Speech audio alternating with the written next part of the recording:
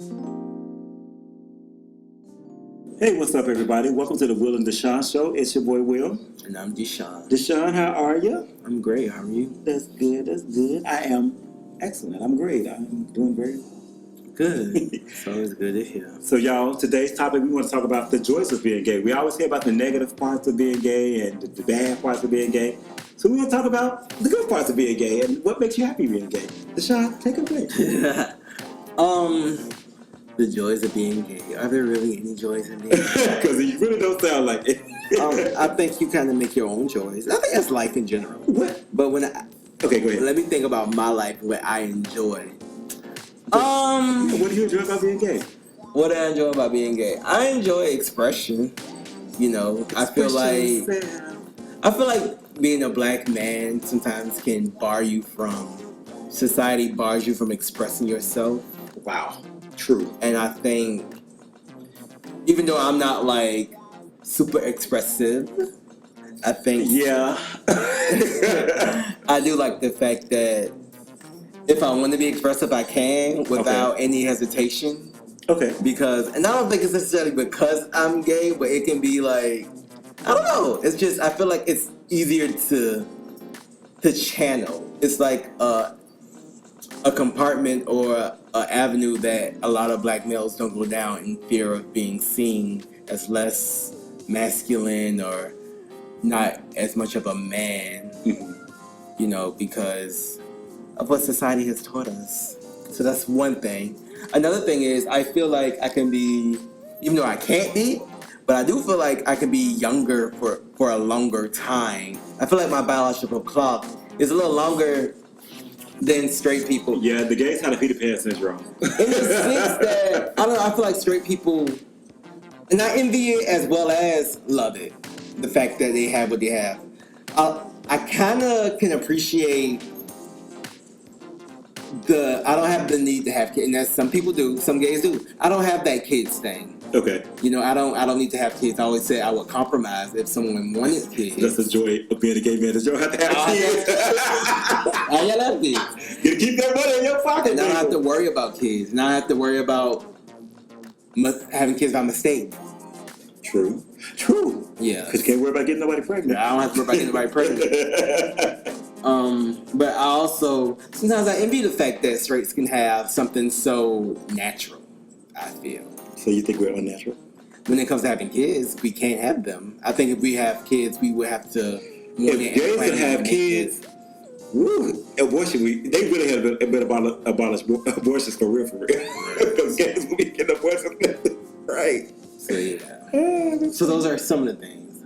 How about for yourself? Oh my God. The joys about being gay is that, again, to piggyback on what you said about expression, we're very artistic. You know, some of us are very vibrant, and sometimes it's good to see. You know, I used to be very anti-gay, and I love being around people. I love being around gay people. Like, I love it. I enjoy it. That brings me joy. It makes me happy to see gay men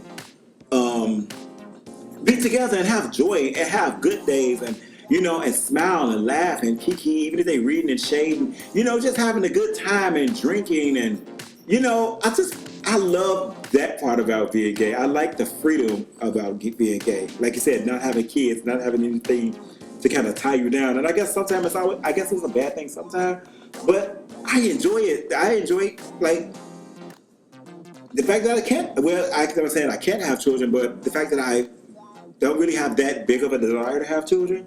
And I know that should be a joy, but it is of mine because I can feel like I'm very footloose and fancy free. I can go and come when I want. I don't have anybody else I have to necessarily worry about, or, you know, in that regard. I can go on a trip. I can, you know, I have this expendable income, disposable income, because I don't have children. And I enjoy that because now I can go down to the bar or go out to the restaurants or, you know, go here, go there, you know, stuff like that. And let's say people who have children don't enjoy life, but I can enjoy life like a little bit more. I can live a little bit living. I can live a little more. And again, the artistic side about being gay. You know, some of us are very, you know, we're just very artistic. We're very, we're clever. We a lot of, I don't know. It's like the joy of the seeing the arts that they create even through makeup or hair or just through poetry and books and podcasting and regular art where people are having canvases or creating jewelry and fashion, and I just love it. And that's like some good things about being a gay man. Like, I don't know, it's just like one of those things of, I don't know, I think my life would be boring if I was straight. I don't think my life would be boring. I don't know. I feel like some of those things straight people do too. They do. Don't get me wrong, because I always feel like a straight man. I said, the only thing that separates me from a straight man is the fact I like other men. Honestly, because I live my life practically like a straight man most of the time. Right. So, but I don't know. It's just like, we have, it's a funny thing. Gay people, we notice things. We're very detailed and a thing. I don't know. It's so funny because we can watch something. But all those fickle things that we're naming. Not everything. Because again, like I said, a lot of us are educated. Like I said, even when they come down to arts, we're very, people know how to use their words. They linguists, Mm-hmm. I love it. I don't know. It's just greatness. It's greatness. I mean. So you love the culture of it. I do. Mm-hmm. I do. That's good. Yeah. I'm trying to think of something else I like. Sometimes I feel like when it comes to gay or straight, sometimes I just feel like we get too caught up into labels. And I love how things are being a little bit more blurred now. Because I feel like everything that we name, you should be able to enjoy whether you were gay or straight. Absolutely, but nobody will be creative like us. I don't think creativity is necessarily. I just think we're better at it. Sexuality. No, I don't think so. I can see gays have. The gays have a lot of gifts, and let's say straight people can't sing, but a lot of the musical talents are with gay people. Lesbians as well as the whole LGBT period. I noticed that a lot, and I was like, wow, that's like a gift. And not to say that straight people don't have that gift. There are a lot of straight people who can sing or have musical gifts, but it's just something about gay people. When they have it, it's like something a little bit more magical on it to me. Do you think, first of all, do you think you're saying that because you're gay? I am gay, and I'm also a musician. Right. But there is something, even when I hear other people sing, it's not the same as opposed to a gay person singing it? Yeah.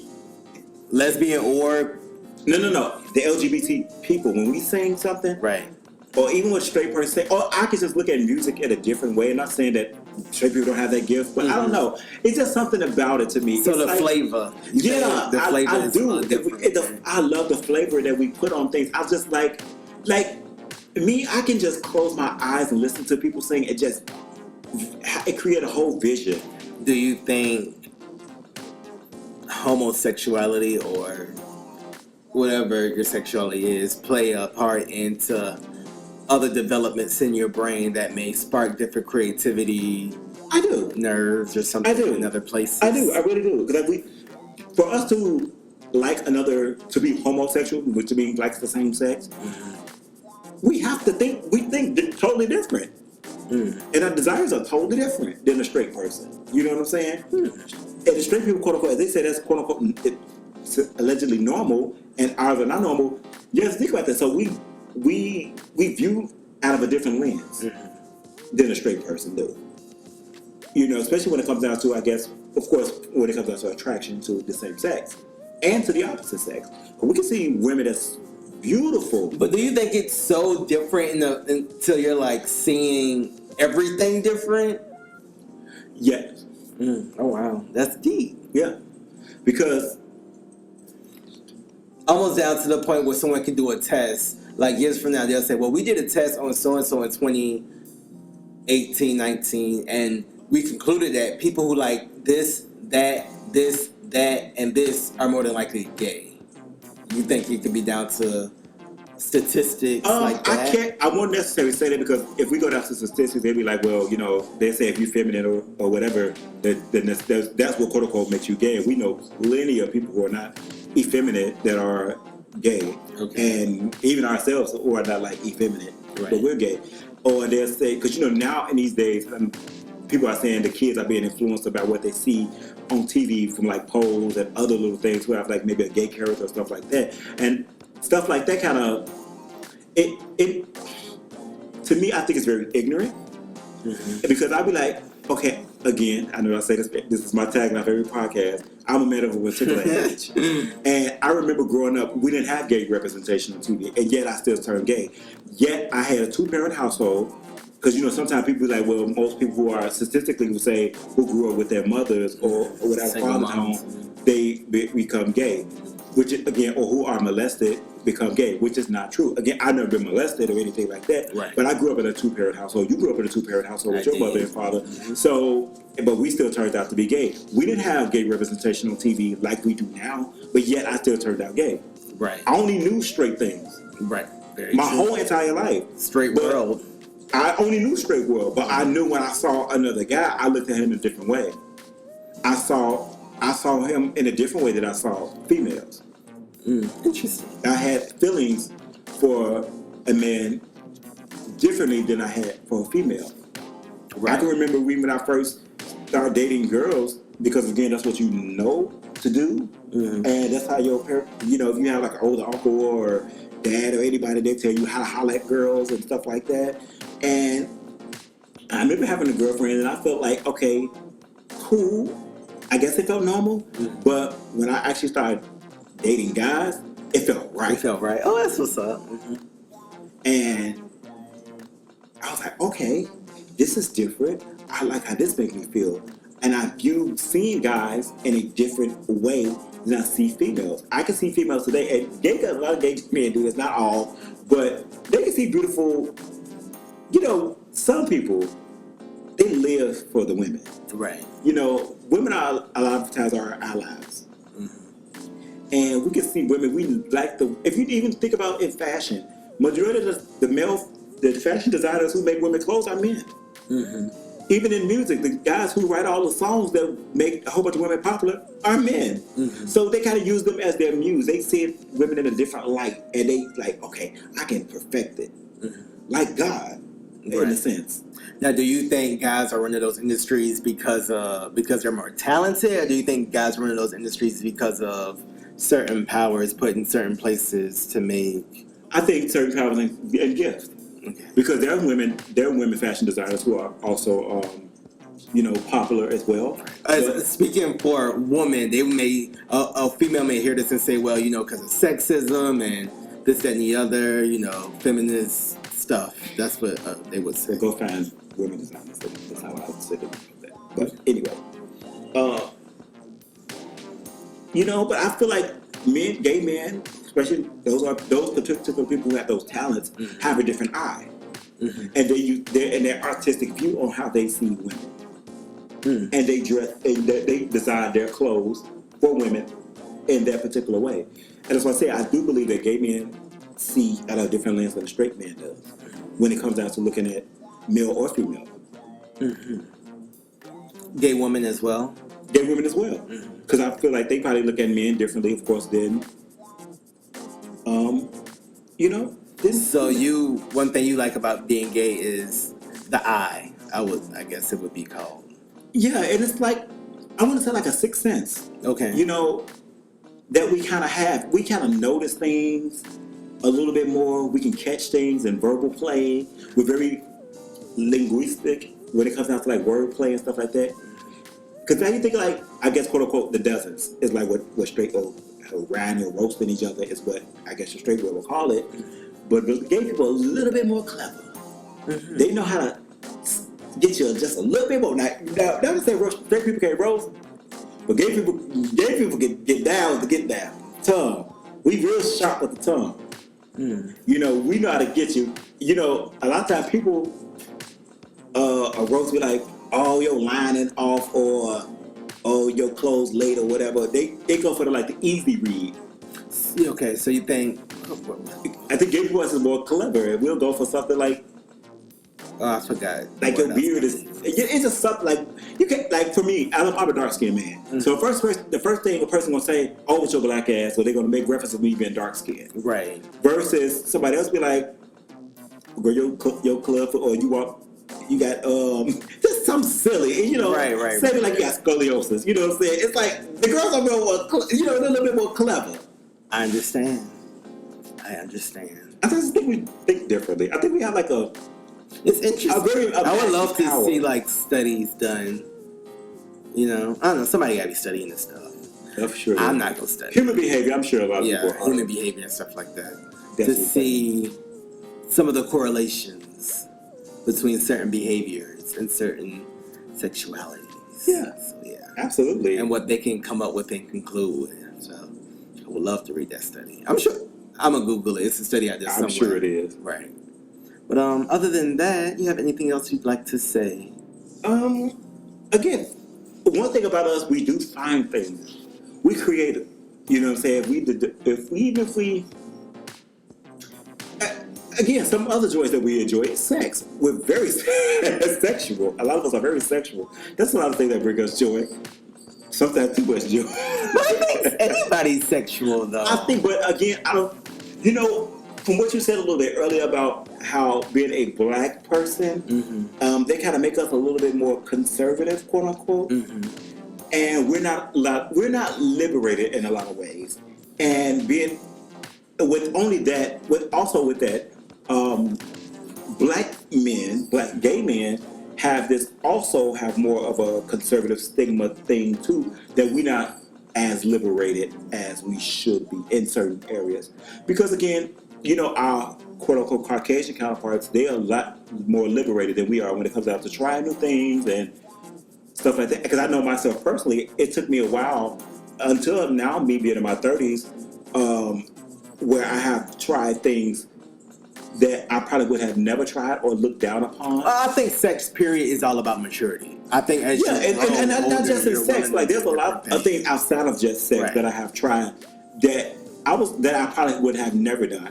Me personally, I didn't even start drinking until my late 20s. Right. I mean, white people, they just have a different background, so they're able to try a lot of things earlier. And we do as well. And again, that kind of holds us back. Even in, I know we kind of get away from the joy part of it, but even in our quote unquote trying to date and relationships of it, because we continue to have. Funny thing, we continue to have this negative view of relationship. I don't. No, not of relationships. I know you kind of do, and I get. It's very much in the air, but I really don't. I'm not as jaded. Maybe it's because I don't date like that, but I'm not.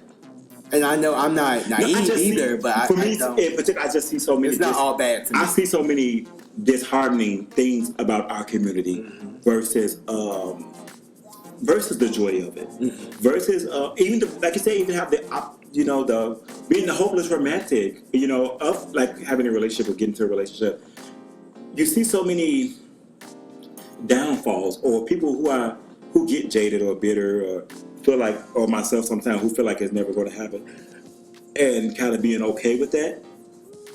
But I do have to kind of like find the joy in things. Sometimes, again, you have to find the joy in everything.